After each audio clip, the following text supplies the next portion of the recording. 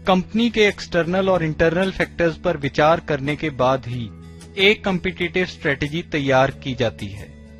External factor से opportunities और threats यानी अवसर और खतरे पैदा होते हैं।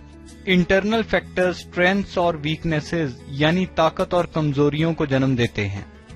स्ट्रेटजी तैयार करते वक्त कंपनी की इंटरनल स्ट्रेंथ्स को बाहरी अपॉर्चुनिटीज के संदर्भ में देखना बेहद जरूरी है।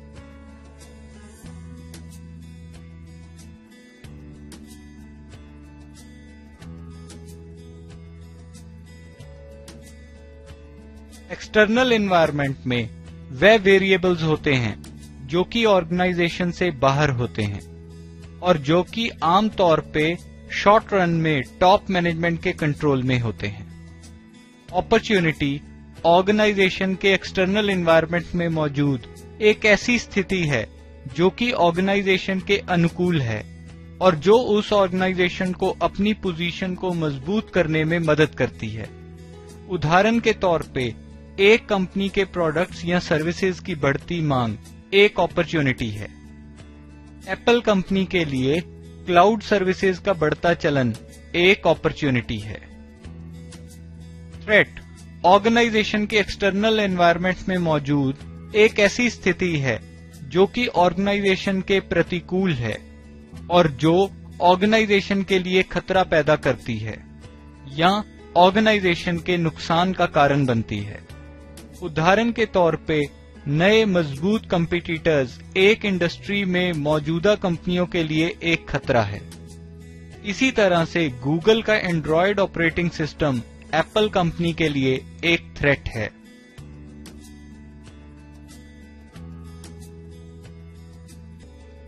नेचुरल फिजिकल एनवायरनमेंट के बाद सोसाइटल एनवायरनमेंट का एनालिसिस किया जाता है।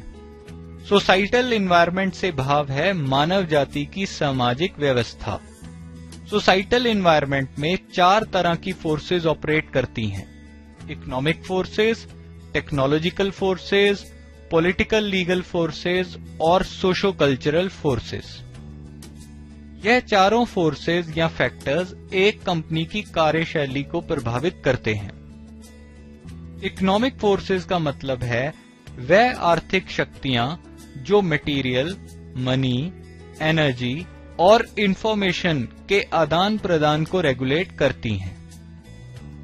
इन फोर्सेज में इंटरेस्ट रेट्स में बढ़ोतरी या गिरावट, इन्फ्लेशन रेट्स का बढ़ना या घटना, अनएम्प्लॉयमेंट का स्तर, स्टॉक एक्सचेंजेस और मनी मार्केट्स में बूम या डिप्रेशन और करेंसी एक्सचेंज रेट्स का उतार चढ़ाव शामिल हैं। हर बिजनेस इन शक्तियों से प्रभावित होता है। ये जान के आपको ताज्जुब होगा कि कम्पिटिटिव एनवायरनमेंट में भी कंपनियों के बीच आपसी कोऑपरेशन हो सकता है। इकोनॉमिक्स में हमने ओलिगोपॉली के बारे में पढ़ा था, जिसमें एक छोटी संख्या में कुछ निर्माता या विक्रेता एक साथ मिलके मोनोपोली जैसा व्यवहार करने लगते हैं। ये मैन्युफैक्चरर्स या सेलर्स मिलके मार्केट शेयर्स, प्राइसेस और प्रॉफिट्स निर्धारित करते हैं। इस तरह के ग्रुप्स को कार्टेल्स कहा जाता है और यह आमतौर पे सीक्रेटली फॉर्म किए जाते हैं, जिनके बारे में आम जनता को कुछ पता नहीं होता। इस तरह का कोऑपरेशन जरूरी नहीं कि एक जैसे प्रोडक्ट्स या सर्विसेज प्रदान करने वाली कंपनियों के बीच ही हो। फॉर एग्जाम्पल, कई क्रेडिट कार्ड कंपनियां कई दूसरे तरह के बिजनेस हाउसेज के साथ मिलके को ब्रांडेड कार्ड्स निकालती हैं, जैसे कोटक का बेस्ट प्राइस के साथ और सिटी बैंक का जेट एयरवेज और इंडियन ऑयल के साथ अरेंजमेंट। इस तरह के अरेंजमेंट से दोनों तरह की कंपनियों को अधिक कस्टमर्स पाने में मदद मिलती है। इस तरह के सहयोग के लाभ को जापान में भी देखा जा सकता है, जहां इन्हें काइरेत्सु के नाम से जाना जाता है। काइरेत्सु एक ऐसी कंपनियों के समूह को कहा जाता है जो कि आमतौर पर रिलेटेड इंडस्ट्रीज में ऑपरेट करती हैं। काइरेत्सु समूह की मेंबर कंपनियां अलग अलग इंडिपेंडेंट कंपनियां ही रहती हैं। जो रणनीति ये कंपनियां अपनाती हैं वह ये है कि खरीदने और बेचने वक्त यह कंपनियां अन्य कायरेत्सु सदस्यों के साथ व्यापार करना पसंद करती हैं। कायरेत्सु एक कॉरपोरेट स्ट्रक्चर की तरह होता है जिसमें कई ऑर्गेनाइजेशंस आमतौर पर एक दूसरे में छोटे छोटे निवेश करके और अक्सर एक दूसरे के सप्लायर्स या किसी और प्रकार से एक घनिष्ठ व्यापारिक संबंध होने की वजह से एक दूसरे के साथ जुड़ जाती हैं। जापान में तो कायरेत्सु को रेगुलेट करने के लिए खास कानून बनाए गए और ये सुनिश्चित भी किया गया कि कायरेत्सु के सदस्यों के बीच सहयोग बना रहे। लेकिन जापान से बाहर कायरेत्सु 2 से अधिक संगठनों के बीच किसी भी तरह के गठजोड़ को कहा जाता है।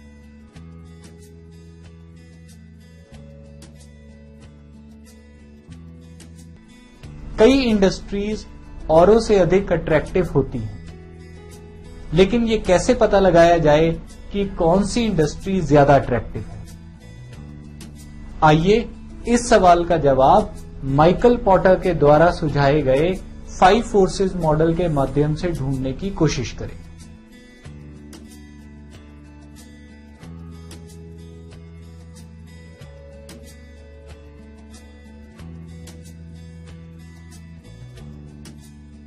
माइकल पॉटर, जिनको कॉम्पिटिटिव स्ट्रेटेजी पे एक अथॉरिटी माना जाता है, उनके अनुसार किसी भी इंडस्ट्री का अल्टीमेट प्रॉफिट पोटेंशियल उस इंडस्ट्री में कंपटीशन की तीव्रता से निर्धारित होता है। कंपटीशन की तीव्रता का स्तर 5 बुनियादी कॉम्पिटिटिव फोर्सेस की सामूहिक शक्ति पे निर्भर करता है। यह कॉम्पिटिटिव फोर्सेस हैं threat of potential entrants, rivalry among existing firms, bargaining power of buyers, bargaining power of suppliers और थ्रेट ऑफ सब्स्टिट्यूट्स। जितनी मजबूत ये फोर्सेस उतना बड़ा खतरा, और जितनी कमजोर ये फोर्सेस उतने अधिक अवसर। शॉर्ट रन में तो ये फोर्सेस एक कंपनी की गतिविधियों पर बाधाओं का काम करती हैं, लेकिन लॉन्गर रन में एक कंपनी अपनी रणनीति के जरिए इन फोर्सेस में से एक या उससे अधिक की शक्ति बदल सकती है।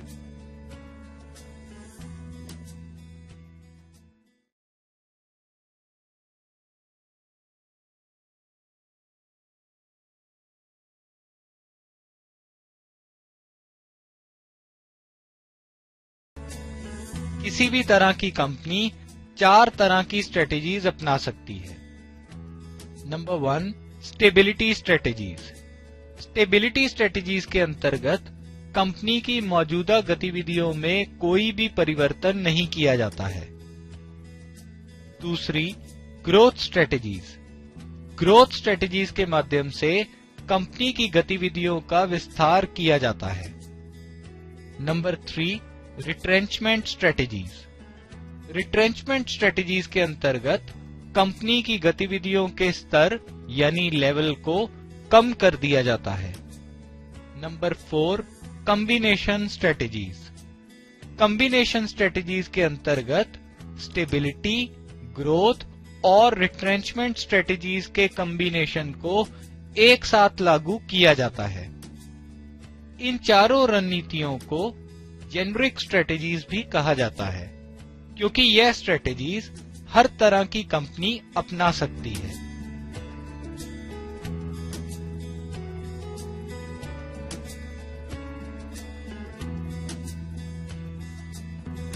कंपनी के एक्सटर्नल और इंटरनल फैक्टर्स पर विचार करने के बाद ही एक कॉम्पिटिटिव स्ट्रेटेजी तैयार की जाती है।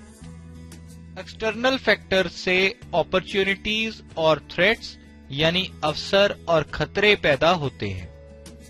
जैसे कि एप्पल कंपनी के एक्सटर्नल फैक्टर्स में से जहां क्लाउड सर्विसेज का ट्रेंड एक अपॉर्चुनिटी है, तो वहीं गूगल का एंड्रॉयड ऑपरेटिंग सिस्टम एक खतरा है।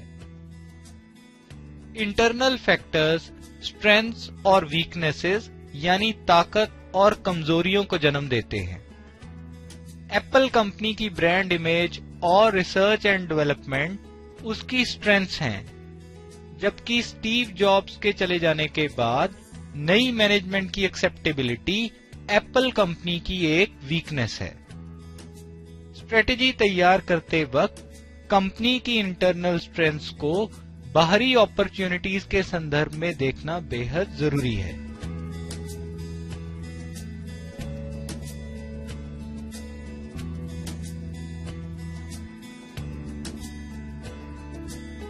स्ट्रेटेजिक मैनेजमेंट के बुनियादी ढांचे का इन 5 चरणों में वर्णन किया जा सकता है।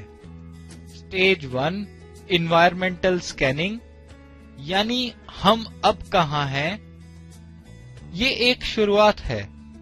यहां कंपनी अपनी ताकत और कमजोरियों और एक्सटर्नल एनवायरनमेंट से पैदा हुए अवसरों और खतरों का पता लगाती है। इसे सिचुएशन एनालिसिस भी कहा जाता है। सिचुएशन एनालिसिस स्वॉट एनालिसिस नाम की एक तकनीक द्वारा किया जाता है। दूसरी स्टेज होती है स्ट्रेटेजिक इंटेंट, यानी हम पहुंचना कहां चाहते हैं। अगर इन्वायरमेंटल स्कैनिंग शुरुआत है तो स्ट्रेटेजिक इंटेंट को मंजिल भी कहा जा सकता है। इस स्टेज में कंपनी का विजन, मिशन और ऑब्जेक्टिव्स तय किए जाते हैं। Stage 3 identification of strategic alternatives, यानी अपनी मंजिल तक कैसे पहुंचा जा सकता है।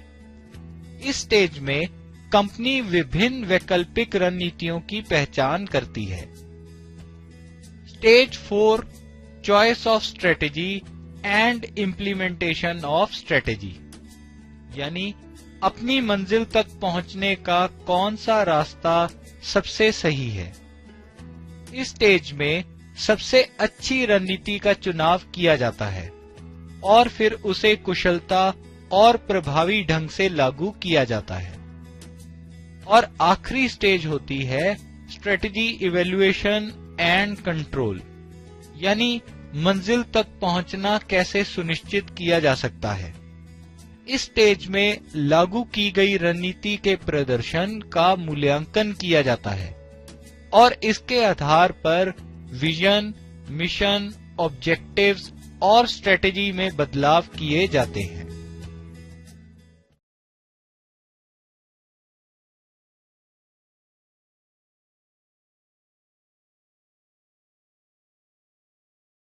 एक कंपनी के एक्सटर्नल एनवायरनमेंट में अनेकों फैक्टर्स मौजूद होते हैं। चलिए समझें कि एक्सटर्नल एनवायरनमेंट के सभी फैक्टर्स क्या इंपॉर्टेंट फैक्टर्स होते हैं या नहीं।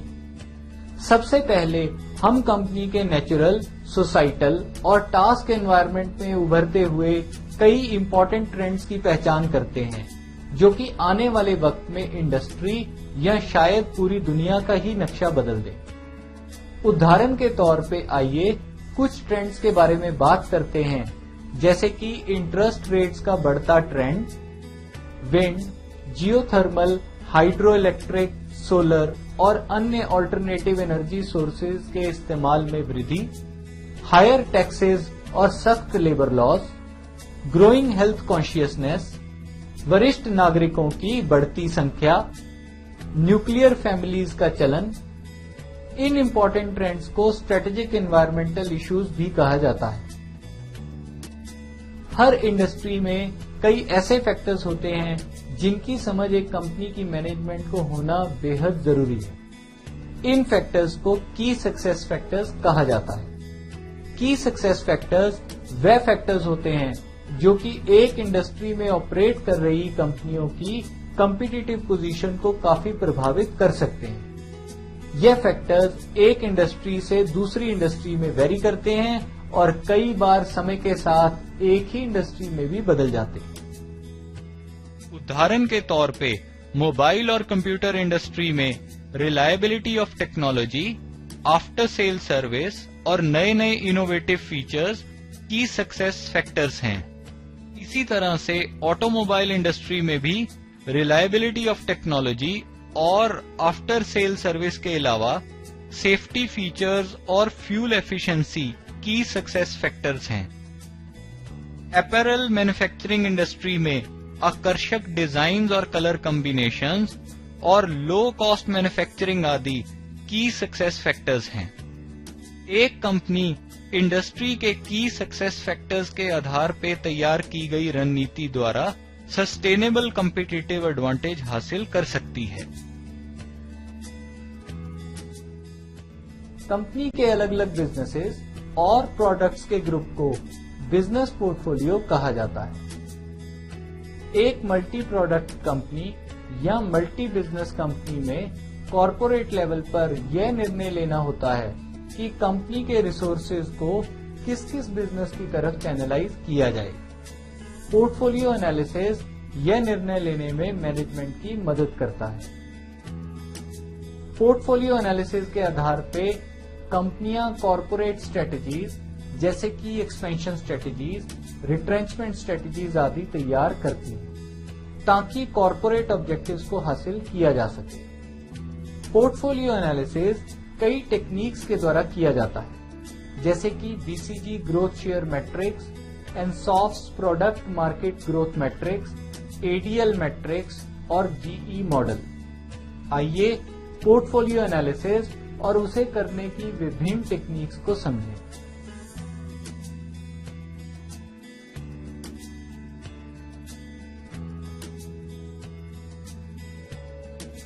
कॉरपोरेट स्ट्रेटेजी 3 प्रमुख मुद्दों के साथ डील करती है: कंपनी की विकास, स्थिरता या छंटनी, यानी ग्रोथ, स्टेबिलिटी और रिट्रेंचमेंट की ओवरऑल नीति, जिसे डायरेक्शनल स्ट्रेटजी भी कहा जाता है।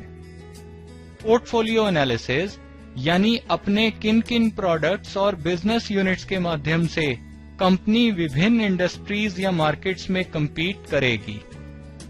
और तीसरा, कंपनी की मैनेजमेंट अलग अलग प्रोडक्ट लाइंस और बिजनेस यूनिट्स की एक्टिविटीज को कैसे कोऑर्डिनेट करेगी और कैसे इन प्रोडक्ट लाइंस और बिजनेस यूनिट्स में रिसोर्सेज बांटे जाएंगे और कैपेबिलिटीज विकसित की जाएंगी। इसे पेरेंटिंग स्ट्रेटजी भी कहा जाता है। इस चैप्टर में हम केवल पोर्टफोलियो एनालिसिस के मुद्दे पे ही फोकस करेंगे।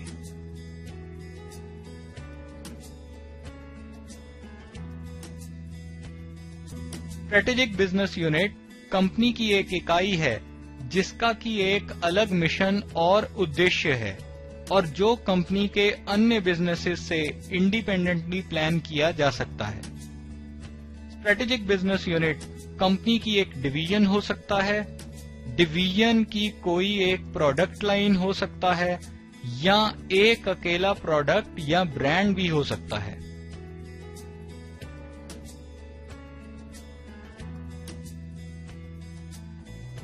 चलिए एक स्ट्रेटेजिक बिजनेस यूनिट की कुछ विशेषताओं पे एक नजर डालें। जैसे कि पहले हमने समझा, स्ट्रेटेजिक बिजनेस यूनिट एक अकेले बिजनेस या रिलेटेड बिजनेसेस के समूह को कहा जाता है जिन्हें अलग से प्लान किया जा सकता हो। हर स्ट्रेटेजिक बिजनेस यूनिट के कुछ अपने ही कंपीटिटर्स होते हैं। स्ट्रेटेजिक बिजनेस यूनिट की स्ट्रेटेजिक प्लानिंग और प्रॉफिट के लिए आम तौर पे एक स्पेसिफिक मैनेजर जिम्मेवार होता है।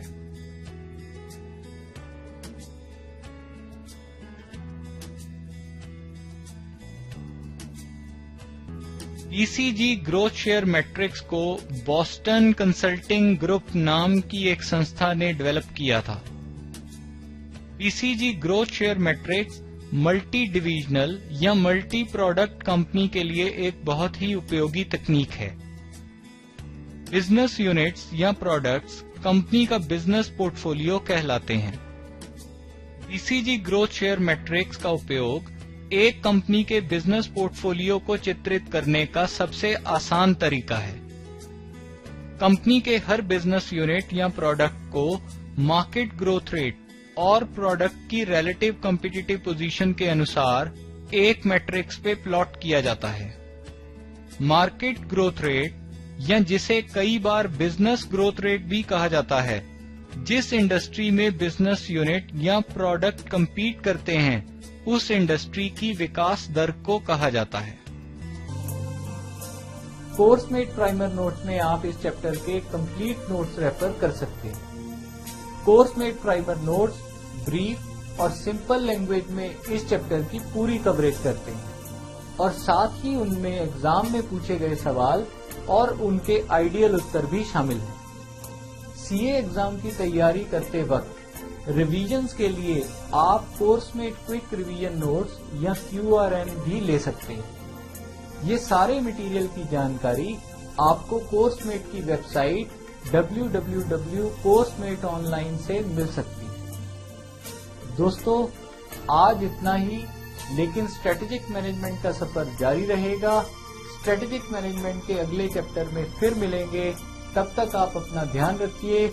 कोर्समेट की तरफ से thank you and good bye.